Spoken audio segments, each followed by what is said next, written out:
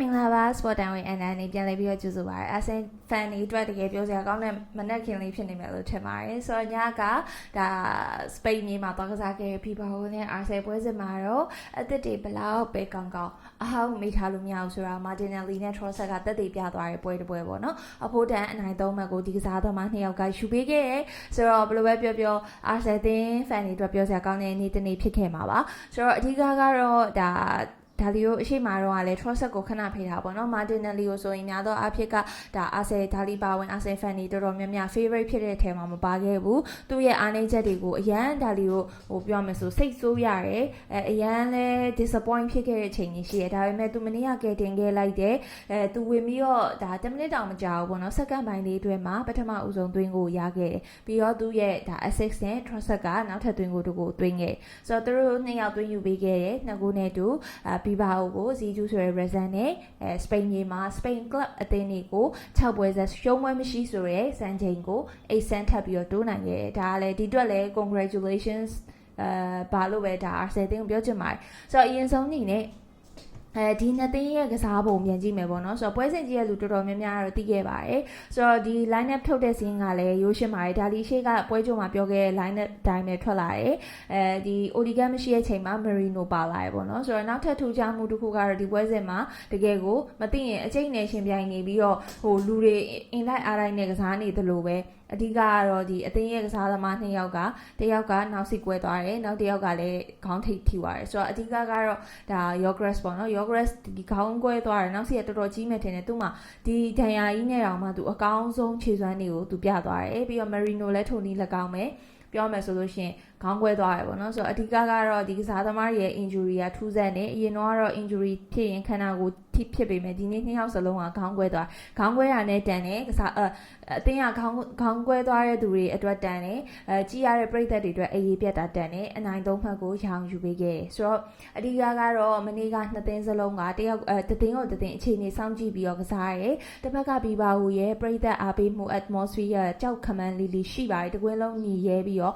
့တကယ်ကိုပြောမှဆိုလို့ရှိရင် Champion League ဒီပရိသတ်အားပေးနှုံး PP ပေါ့နော်တကယ်ကို Asian PP အားပေးရတကယ်ကိုအားရကြည်နဲ့ဆရာရှိရဲဆိုတော့ဒီနေရာမှာပြီးပါဦးကစားသွားတာဒီပြီးခဲ့အမေရိကကကစားခဲ့တဲ့ကစားပုံမျိုးနဲ့လုံးဝမတူဘဲနဲ့ခံစိတ်ကပို့ပြီးတော့ကြစ်လက်လာတယ်သူတို့တကယ်လို့ဒါအာဆယ်အသင်းအမှားတစ်ခုလောက်တာပဲဖြစ်ဖြစ်ကောင်တာပေါက်လာမှဒါကိုသွင်းမယ်ဆိုပြီးတော့ရွယ်ချက်ရှိများကစားခဲ့လေသလားမသိဘူးအာဆယ်အသင်းကလည်းတစ်ဖက်ကခံစိတ်ကိုမထိုးဖောက်နိုင်ဘူးအဓိကအာဆယ်အသင်းရဲ့ပြဿနာကအမြဲခံစိတ်ကိုအသားပေးကစားရခံစိတ်ကြစ်လက်တဲ့အသင်းတွေခံစိတ်မှာကြောတဲ့အသင်းတွေနဲ့ဆိုလို့ရှိရင်ဂိုးရဖို့အတွက်ခက်ခဲတတ်တယ်ဆိုတော့နှစ်သိန်းလုံးက6ပေါက်ကန်သွင်းတာ17ချိန်မှာ6ပေါက်တဲ့တာဆိုအာဆယ်ဆို6ချိန်ထိရှိရဲဒီချိန်မှာ2ဂိုးပဲဖန်တီးနိုင်ခဲ့တယ်ပေါ့နော်ဆိုတော့အာဆယ်ရဲ့နောက်တန်းကိုအထူးတလဲအပြစ်ပြောစရာမရှိဘူးမော်စကွဲယာဆက်လက်ပြီးကောင်းနေစေရာယာဆက်လက်ပြီးကောင်းနေစေ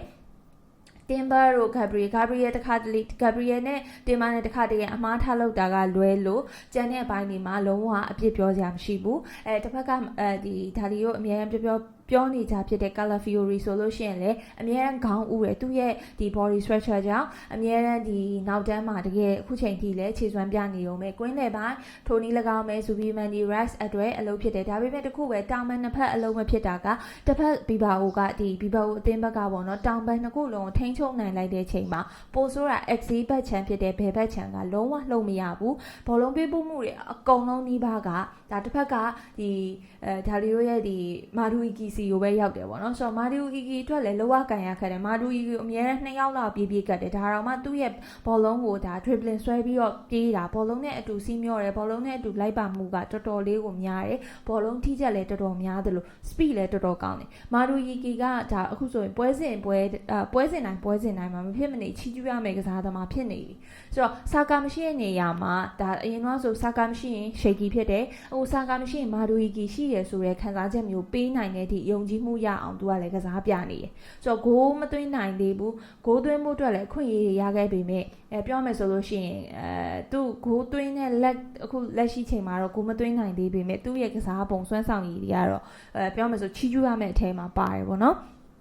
ဆိုမနေ့ကချီကျူရမယ့်ထဲမှာဒီခေါင်းပေါက်သွားတဲ့ yogurt တွေပါတယ်သူလည်းအတက်နိုင်ဆုံးသူ့ရဲ့စွမ်းဆောင်ရည်တွေကိုခေါင်းကွဲသည့်တိုင်အောင်ပြသသွားတယ်ဆိုတော့ Marino လည်းထိုနည်း၎င်းပဲခေါင်းထိသွားတယ်ပေါ့နော်ဆိုတော့ဘယ်လိုပဲပြောအလဲကွဲဖြစ်နေတဲ့ခြားထဲမှာဒါပရိသတ်တွေလည်းအိပ်ရေးပြတ်တာ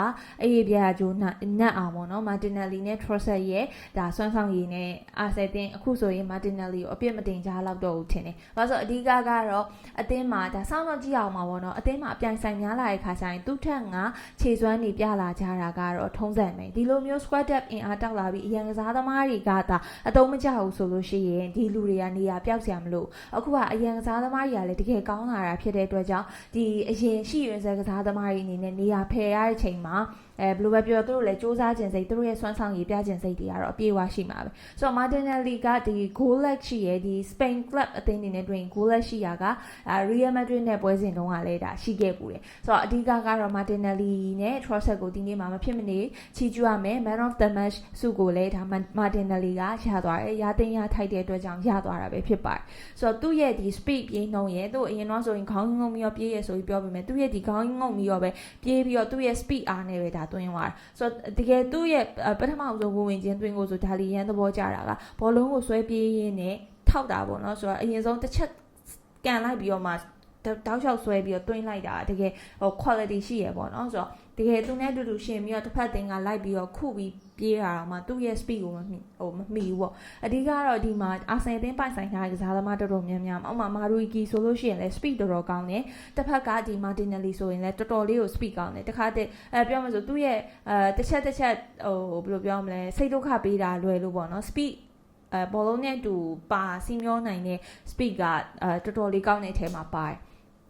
ဆိုတော့ခန်းစစ်ပိုင်းမှာချီကျူးစရာ Mosquera ထိုနီ၎င်းပဲ Saliba ပြန်ပြီးတော့ပါတယ်ဆိုပေမဲ့လည်းအရန်ပဲပေါ့နော်ဆိုတော့ဒီချိန်မှာသူ့အနေနဲ့ Mosquera အကောင်းဆုံးဒါခြေစွမ်းတစ်ခုကိုပြထားရဲ Raya ချွေးညံမရှိအမြဲတမ်းလက်စွမ်းပြနေရုံပဲဆိုတော့အာဆယ်တင်းရဲ့ဒီနေ့ရာဒီ squad တက်တာမှုအနေထားကတစ်ဖက်ကအသင်းတွေကိုဘယ်လိုပြောမလဲရဲကစားနိုင်လာတဲ့အနေထားထိရောက်လာပြီပေါ့နော်အရင်တော့ဆိုဘယ်သင်းနဲ့တွေ့မှာမို့လို့တရေလောက်ပဲကစားမယ်ဘယ်သင်းနဲ့တွေ့မှာမို့လို့ဒါကိုထိန်းစားမယ်ဆိုတာအခုဒီပွဲစစ်မှာတော့ခုနပြောသူမျိုးအခြေအနေစောင့်ကြည့်ရတယ်အခြေအနေစောင့်ကြည့်ပြီးတော့ပိုကောင်းသွားတာတစ်ဖက်ကပြီးပါဟိုကလုံးဝခံစစ်တော်တော်ကြစ်လက်တယ်ဒီညမှာအာဆယ်တင်းအခက်တွေ့တဲ့ဒီဂိုးသွင်းတဲ့ညမှာဒီ XG ရဲ့ဘယ်ဘက်တစ်ချမ်းပုံနေရလဲပါတယ်ပေါ့နော်လိုအပ်တဲ့သွင်းဂိုးတွေမသွင်းနိုင်ဘူးပေါ့နော်ဆိုတော့အဓိကပြောချင်တာကတော့အာဆင်တင်အခုအဖွင့်ပွဲစဉ်လှသွားပြီးဒီစပိန်ပြည်မှာအကောင်းဆုံးresult တစ်ခုကိုပရိသတ်တွေအတွက်ဖျော်ဖြေမှုပေးခဲ့ပြီးပြီဆိုတော့နောက်တစ်ပတ်လာမယ် Manchester City အသင်းနဲ့ပွဲစဉ်အတွက် injury ဘယ်သူမှမရှိလိုက်တာပဲကျေးဇူးတင်ရမယ်အခု Saliba လည်းပြန်လာနိုင်ပြီဆိုတော့ပြဿနာမရှိဘူးပြန်လာနိုင်သေးရတော့ Saka ရဲ့ Kai Havertz ရဲ့ပေါ့နော်အဓိကကစားသမားကိုပြောတာကျန်တဲ့ကစားသမားကြီးကတော့ maybe ပြန်လာကောင်းပြန်လာနိုင်တယ် Odegaard မပါတဲ့ချိန်မှာတော့နည်းနည်းကွင်းလေရဲ့အတိုးလှုပ်ကိုဒါလီOdegaard ကိုပို့ပြီးတော့ favorite ဖြစ်တယ်ပေါ့နော်Marino ထက်စားလို့ရှိရင်ဆိုတော့ဒီရှေ့လာမဲ့ဒီ Man City ရဲ့ပွဲစဉ်မှာဆိုလို့ရှိရင်တော့ Odegaard ပြန်ပါလာဖို့များပါတယ်ဆိုတော့ maybe ပေါ့နော်ဆိုတော့ဒါလည်းချက်ပြီးတော့တစ်ချက်စောင့်ကြည့်ရမှာပဲဖြစ်ပါတယ်ဆိုတော့အခုလက်ရှိအနေထားရဆိုလို့ရှိရင်တော့အခု Yogurt ရဲ့အကောင်းဆုံးခြေစွမ်းကိုရထားတယ်ဒီ rating ပေးဖို့အတွက်ဆိုတာထက်ဒီ Man of the match ရသွားတဲ့ Martinelli ဆိုလို့ရှိရင်လည်းဒါပရိသတ်တွေအရင်တုန်းက